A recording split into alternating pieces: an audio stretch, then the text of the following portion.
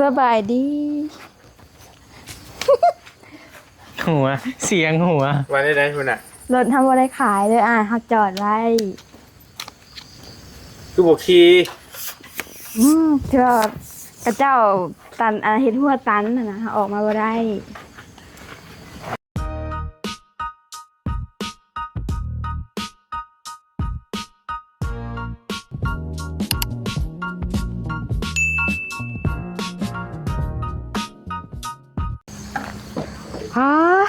สบายดีเราเก่าอันนี้โอ้ยบ่คือเลยเนาะบ่คือไอ้เหมือนซาโบบ่คือโอ้ยหน่อยหมดสิ้นแล้วค่ะบ่คือเมื่อสิทธิ์เลยสบายดีเด้อสบายดีล่ะโดยทักทายสบายดีเด้อพ่อแม่พี่น้องทักทายสบายดีกันบรรยากาศยามมื้อแลงเนาะอยู่ที่เฮือนน้องห้องหลานนี่แหละเพราะว่าบ่ได้มาก็โดนเติบแล้วพ่อพี่น้องตั้งแต่มีเหตุการณ์ผู้แหละควรเทวดาผู้แหละพ่อพี่น้องก็เลยตั้งแต่มื้อนั้นแล้วก็บ่บี้ก็บ่ได้ขึ้นมาแถวนี้ก็เลยมื้อนี้ได้โอกาสขึ้นมาแล้วก็สิมาอัปเดตเฮือนน้องหลาเพิ่นว่าเฮ็ดฮอดไซแล้วนะก็ถือว่าตอนนี้ก็ทางพ่อสร้างเพิ่นก็กำลังติดกะโหลอยู่พ่อพี่น้องก็ถือว่าแนมเข้าไปก็โอ้งามหลายได้นี่เป็นกะโหลสีขาวกะโหลสีขาวแบบมันงามนะพ่อพี่น้องเดี๋ยวสิพามาให้เบิ่งเด้อหอมๆงานก่อนอีกบาทนึงเพราะว่าบอบบี้ก็ขึ้นมาแต่มื้อนั้นพุ่นแหละพ่อพี่น้องก็ถือว่าประมาณนี้เฮือนน้องหลาขึ้นกันตัวมาบัดนี้แล้วเนาะล่ะเนาะมาบัดหน้ายันขึ้นอยู่เบิ่งนี่มาจะแม่นมาไม่เถื่อต่อไปเอาผัวบ่เอาล่ะบ่เอาเป็นยังคือบ่เอาบ่อยากมีภาระหลายมันเป็นอะไรก็บ่ฮู้แล้วเฮาบ่เคยเฮาบ่เคยเด้แม่นบ่ได้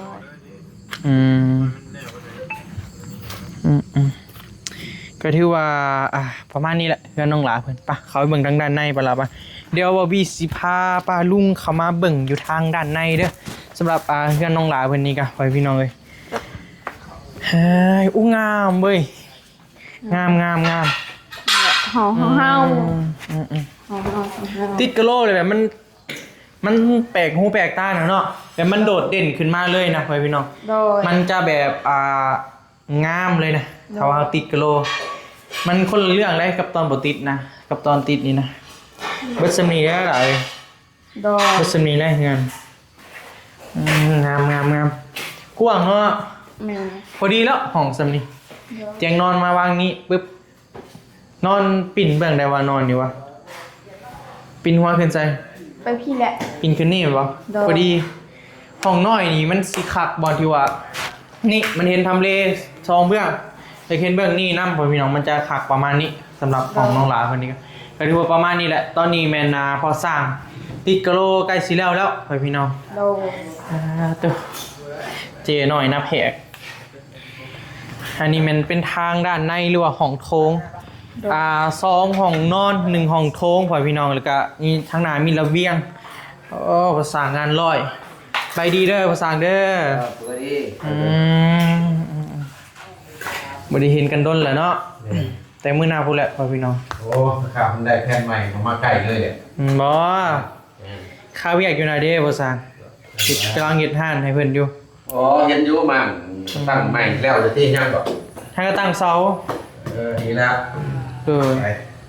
ภาษาก็ยังเก็บกระจกกระแจกไปได้บล็อกมาจะซื้อปืนก็เลยไปได้คือมื้อน่ะเห็นพระไส้ซื้อบล็อกไปให้บ่แม่นจักก้อนนะ1,000โอ้ 1,000โหแล้วเบิดเฮือนแล้ว1,000เนาะคิดแล้วเบิดโอเคอยู่แบบเงินเพิ่นมามอบให้ผู้สร้างก็ตึงใช้ก็ซื้อปูนมาเลยบ่ได้รับข่าวดีบ่น่ะข้าวแต่พุ่นแล้วแต่ช่วงหักกะโหลแล้วเลยเปลี่ยนเลยเปลี่ยนเป็นบล็อกมันบ่แม่นแต่ว่าเงินนั้นเดียวกันเนาะแม่นเดียวโอเคดีใจนำหลายๆก็ถือว่า 1,000 ก้อนนะครับพอได้เบิดเฮือนน่ะพอแล้วเบิดเฮือนน่ะพอแล้ว 1,000 ก้อนนะเพราะว่าเฮือนเจ้านี่ก็คือสิประมาณนี้แหละเนาะแม่นอันนั้นเอาก่อนมาเลยพอสร้างพ่อพี่น้องก็ถือว่าถ้าว่าให้ติดตามก็คือสิฮู้แหละเพิ่นก็ เฮ็ดนำทีมงานมาก็พูดแล้วดนแล้วได้ดนเติบแล้ว ใส่ลูกซอยมันไวแน่เฮากันบ่ได้มีแบ่งปันกันใช้จ่ายไปเบิ่งวงกบเสียนะจุ่มได้ฟองได้ฟองเดียว สิแล้วเราบ่เฮือนน้องน้อยมีแต่เลือกแบบเก็บพวกนี้บ่ แม่นดิอะไรก็มีแต่อนามัยเลย นี่ยังเหลือแต่นี่พ่อพี่น้องงามโอติดกะโลเลยมันคนละเรื่องเลยเนาะแบบมันจะเด่นขึ้นมาเลยนะมึงนะอันนี้ห้องไพ่ล่ะ ของพ่อก็แม่ พ่อกับแม่วะนี่ โดย โอ้คักนี่ก็ได้2บ้านคือกันเนาะ โดย อันนี้เห็นวิวทงหน้าสำหรับอ้ายเด้ออ้ายว่าตัวนี้แหละห้องนี้ได้หลายมันทงหน้าเด้ตื่นยามเช้ามาก็เปิดประตูปุ๊บนี่เบิ่งวิวว้าแนมเบิ่งตะเวนขึ้นบัดเท่านั้นหน่อยเห็นห่วงเขาก็ห้องนั้นก็คักคือกันคักเบอร์2มันได้หลายมุมห้องนั้นก็เวลาผู้บ่าวมาเฮาก็เห็นหั่นนะ โดย กับผู้บ่าวอัน เจ้าก็เปิดปองเยี่ยมได้พ่อแม่ก็นอนในเห็นบ่น่าแผนการบ่ง่ายเด้เว้ยร้ายนะเราเนี่ยไปได้ช่วงนี้คือว่ามันมีประเด็นบ่ โอ้ประเด็นที่ว่า เรื่องรถบ่ โดย ขายรีบ่เอ้ย บ่บ่ได้ขาย เป็นไดคือบ่ขี่มาล่ะ พระเจ้าตันทาง ตั้นไปได้นะฮะสองอีกเลย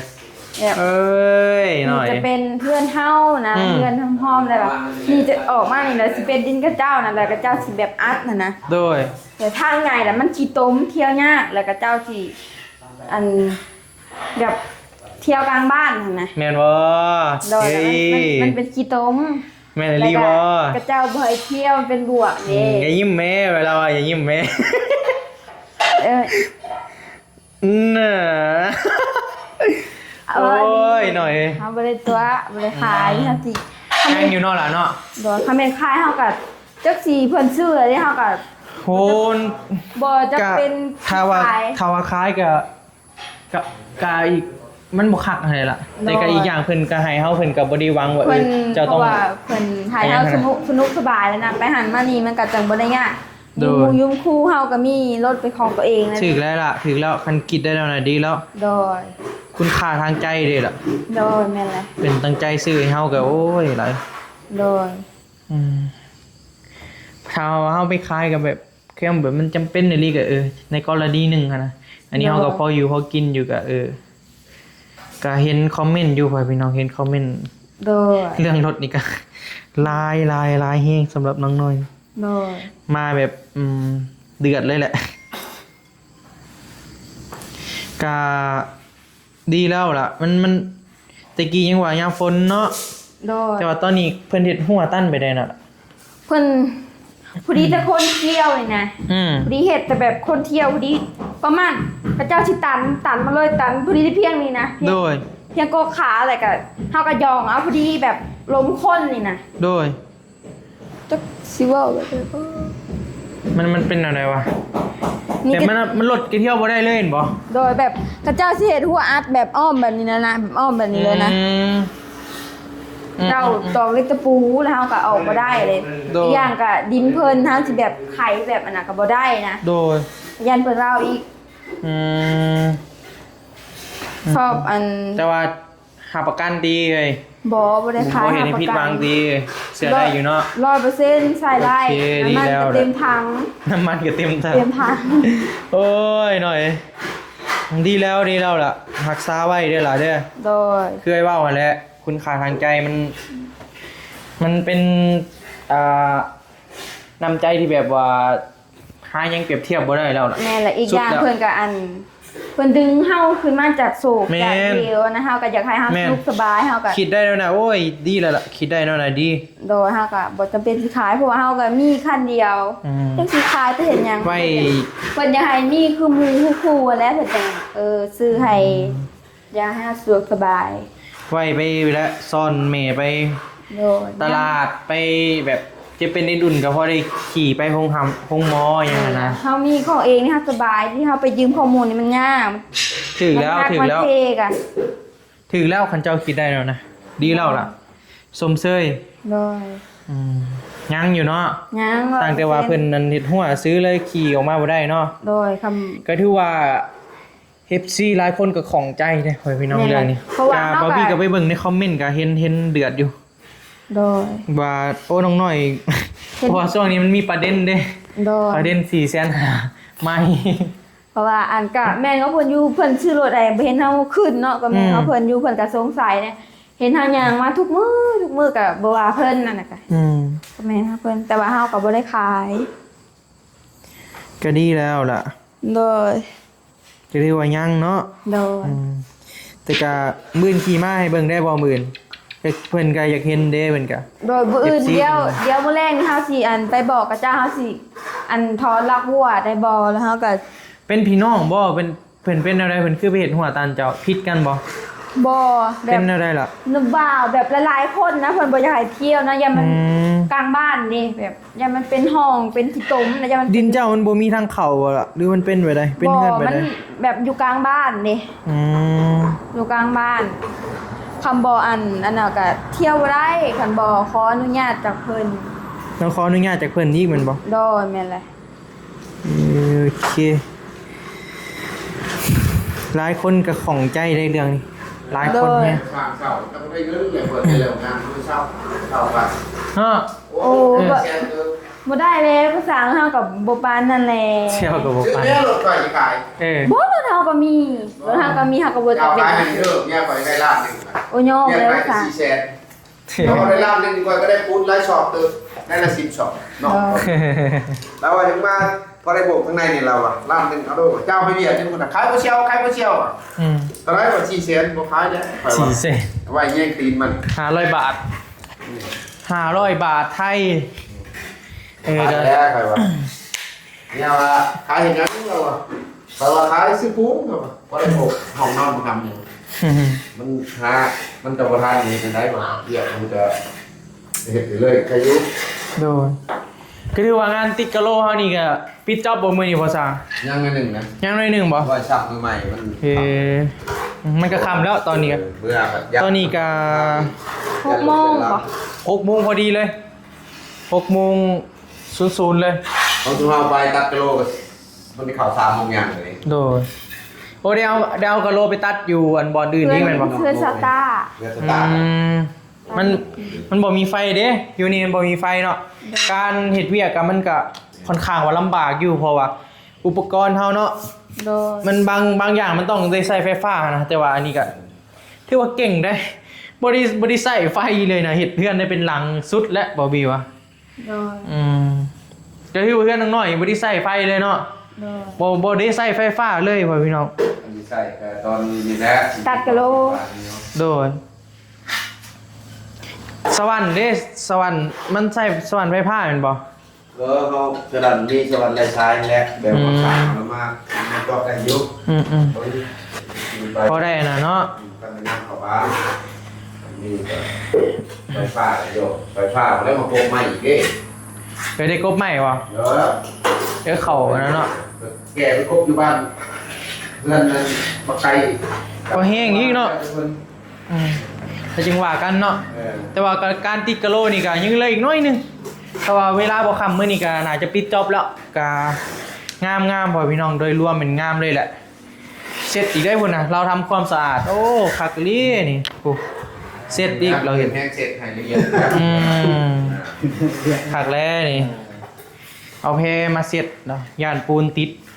ก็ถือว่าประมาณนี้แหละพ่อพี่น้องสำหรับเพื่อนน้องหลาเพิ่นก็ปะล่ะปะออกมาเบิ่งเนี่ยแถวทางนอกก่อนวิวธรรมชาติทางนอกก่อนพ่อพี่น้องนี่เป็นทางหลังบ้านเพิ่นสำหรับเพื่อนน้องเพิ่นนี่ก็มีหลังบ้านน้อยหนึงนี่มานี่ประมาณจักเม็ดหน่อย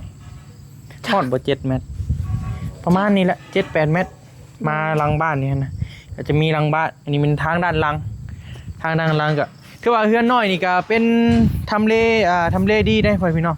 อากาศดีแต่เสียที่ต้นไม้อยากร้ายหน่อยนึงต้นไม้นี่แหละ โดย อันตรายอยู่ บอกพ่อมาตัดโลด พ่อกันแบบ เสร็จแล้วพอแห้งเสร็จ เรา เลย ตัดบ่ได้บ่แลก่อนบัดยามแรงก่อนเฮาเกี่ยวข้าวกินหยังไผก็จะมาตัดเอา แม่น เพราะว่าพ่อเฮาก็คือแบบ เพื่อนก็แล้วเด้นี่ โดย พอแห้งได้หลาย แม่นเลย วิวนี่คักเลยหน่อย โดย ง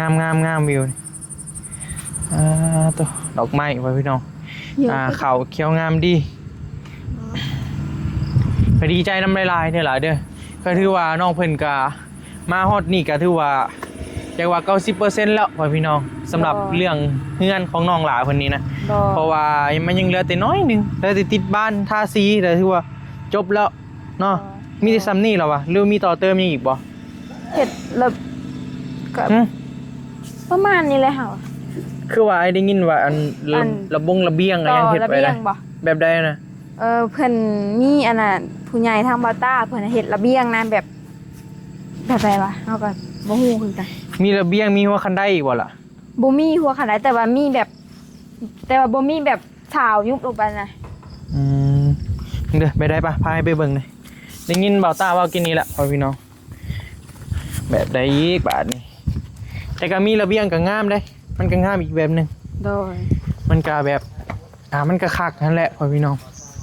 มันก็จะเข้าแบบเลย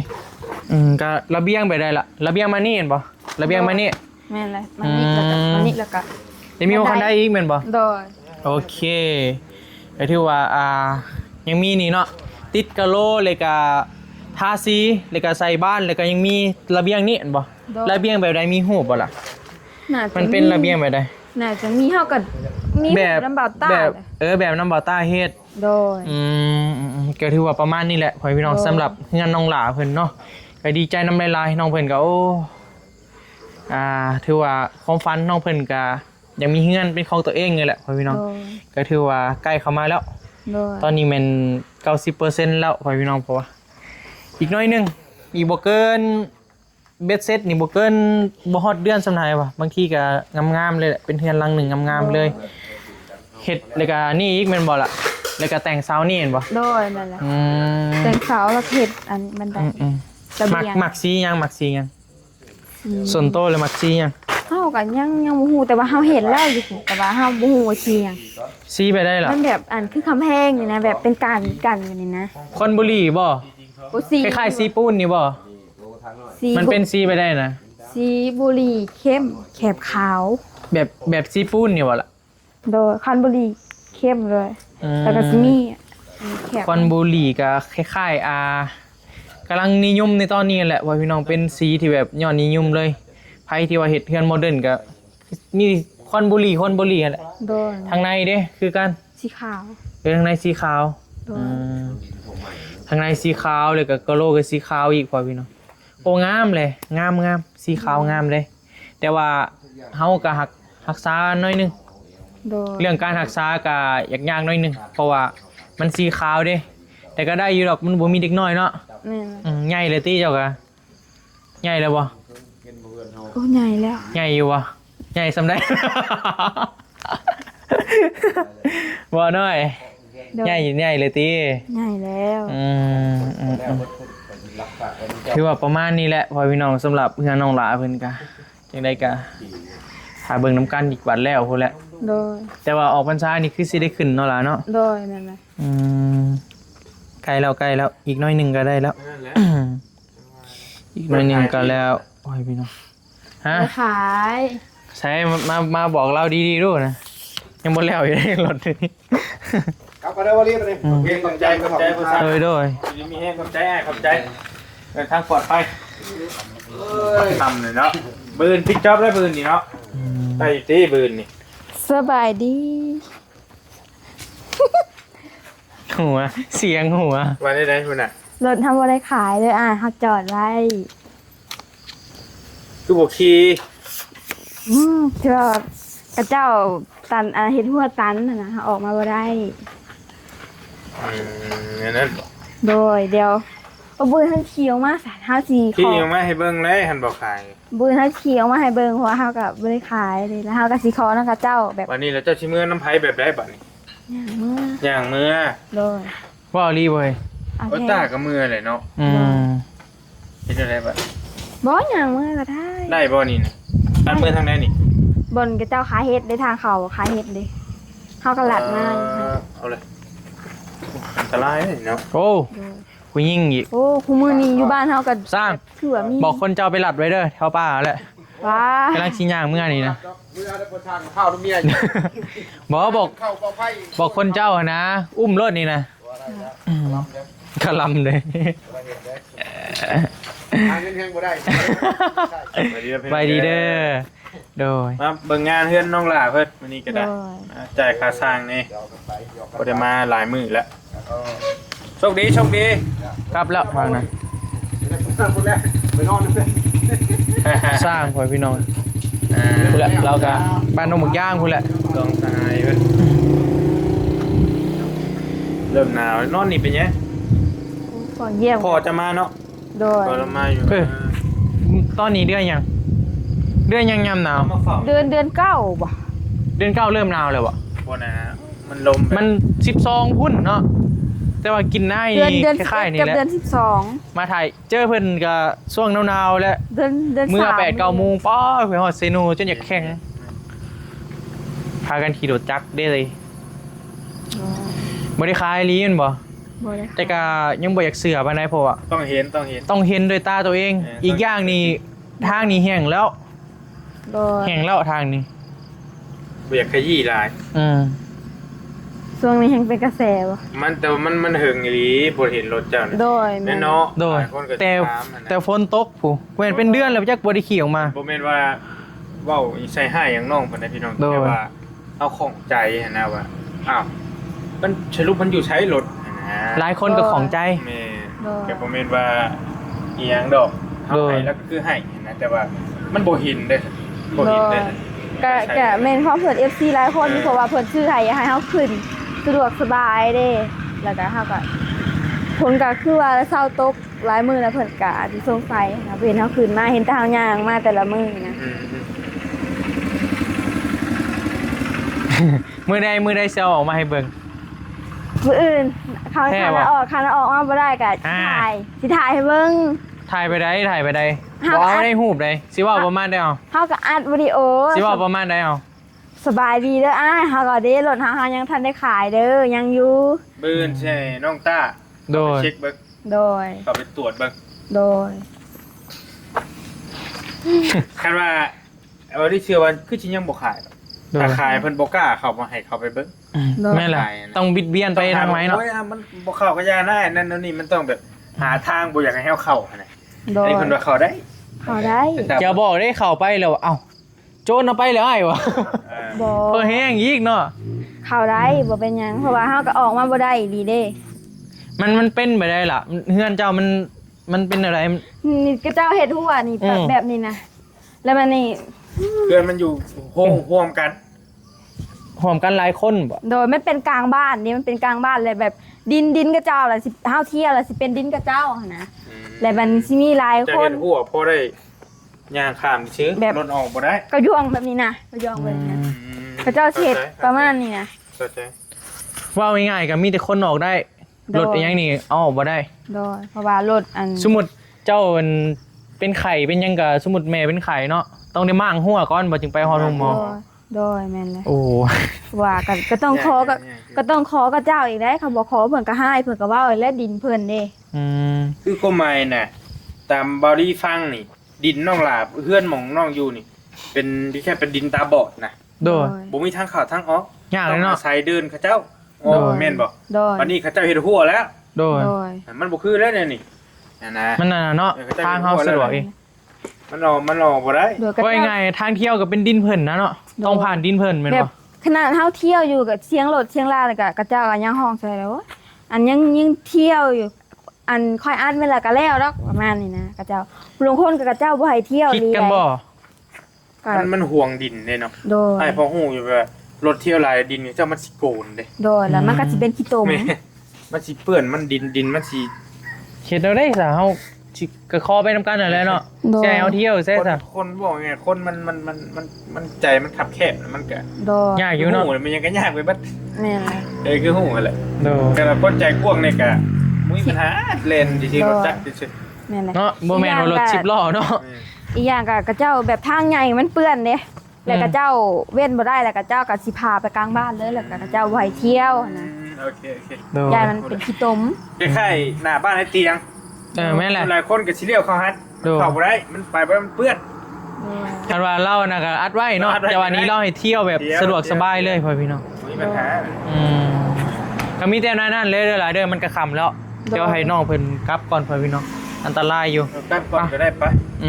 ว่ากัน โอเคเด้อหลายเด้อ โดย มีแต่มื้ออื่นพุ่นแหละถ้าเบิ่งน้ำเบาต้าพ่อพี่น้อง โดย เพิ่นสิเข้าไปเซ็กงาน เอาสิ โอ้ ไป ย ไม่เป็นว่าสิไปวิ่งหนีน้อยนึงนะ โดย ว่าสิเข้าไปแบบจะได้เนาะเปื้อนบ่ทางเปื้อนแม่ เพื่อนบ่ล่ะ ก็เปื้อนอยู่แต่ว่าบอลเปื้อนบอลยากอะนะ พอเมื่อซะไปตอนมันยังบ่ค่ำนี่ไปสบาย โอเคไปพ่อพี่น้องสำหรับคลิปนี้ก็ประมาณนี้แหละเด้อพ่อพี่น้องเด้อ ได้ดี เพื่อนน้องเพิ่นก็ถือว่า 90% แล้วอีกน้อยหนึ่งก็ถือว่าแล้วสมบูรณ์ทุกอย่างแล้วไปก่อนสบายดีเด้อ